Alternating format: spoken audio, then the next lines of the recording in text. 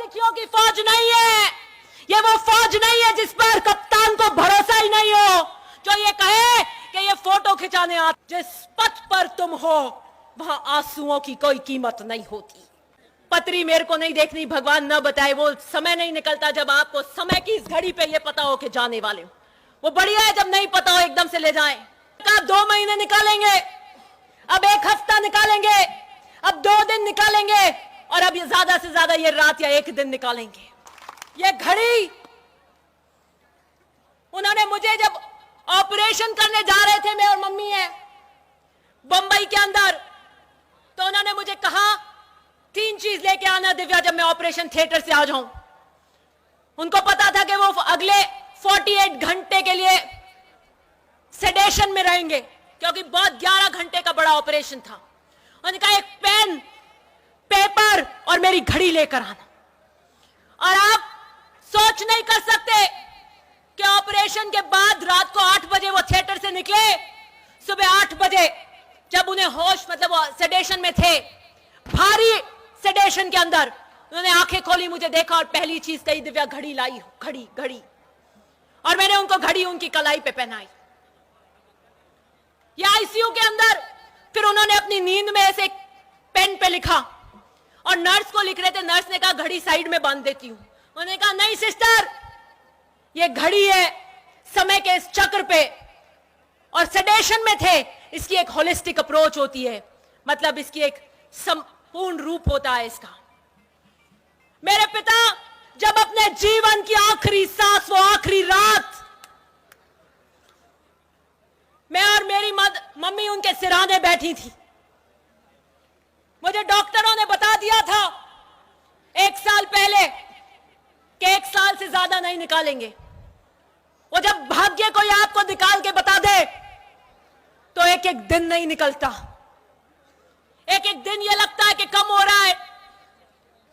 फिर उन्होंने कहा 2 महीने निकालेंगे, अब 1 हफ्ता निकालेंगे, अब 2 दिन निकालेंगे, और अब ये ज्यादा से ज्यादा ये रात या 1 दिन निकालेंगे। वो पूछो क्या बीतती है। ऐसे पत्री मेरे को नहीं देखनी, भगवान न बताए, वो समय नहीं निकलता जब आपको समय की इस घड़ी पे ये पता हो कि जाने वाले हो।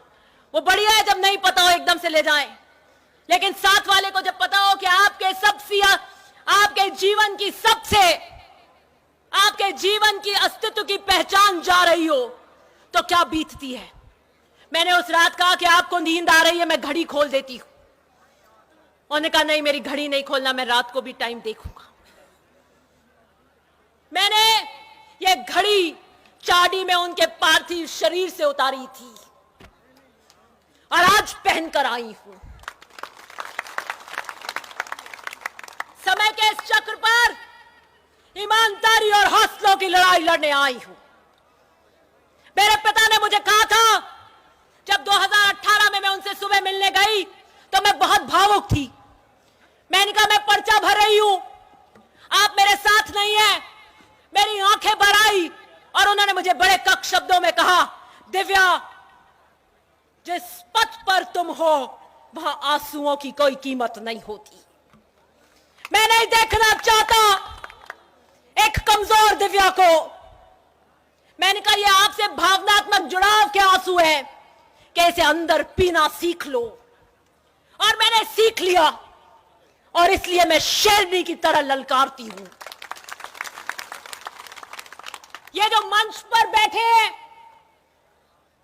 ये नौसिखिए नहीं है, ये नौसिखियों की फौज नहीं है, ये वो फौज नहीं है जिस पर कप्तान को भरोसा ही नहीं हो, जो ये कहे कि ये फोटो खिंचाने आते हैं। मुझे अगर जीवन में किसी पर भरोसा है मेरे माता पिता के बाद, तो आप पर है और आप पर है। हमारी फौज का एक एक व्यक्ति कमांडर है, एक एक व्यक्ति कमांडर है, इतना पारंगत है। जब ये आकलन और सर्वे करते हैं तो ये कहते हैं मदेरना को कौन टक्कर देगा। उनके कार्यकर्ता सोने की तरह खरे हिलते नहीं है, खरे हैं। कि मदेरना की ताकत क्या है कि ईमानदारी और अपने कार्यकर्ता के लिए जान लौटाते हैं, और उनके कार्यकर्ता ईमानदारी से उन पे जान लौटाते हैं। मेरी पूंजी आप है। मैं आपके लिए लड़ रही हूं। मैं मेरे पिता को खोकर आई हूं। मेरे भाग्य में शादी वादी नहीं, संघर्ष पथ लिखा है, संघर्ष की लकीरें आई हैं। मेरे जीवन का कोई ध्येय नहीं है चुनाव जीतो हरो, ये तो जनता का भाग्य है, आप मेरे को भाग्य तय करेंगे। लेकिन मैं कोई व्यवसाय नहीं करूंगी, मैं दिल्ली का टिकट नहीं मांगने लग जाऊंगी बीच में, मैं कोई और प्लांट नहीं लगाऊंगी, मैं और कोई काम नहीं करूंगी। मुझे एक ही काम आता है अब, और वो है आपके लिए सेवा करना और आपकी आवाज बनना। मुझे और कोई दूसरी चीज आती नहीं है और मैं कोई दूसरी चीज कर नहीं सकती हूं।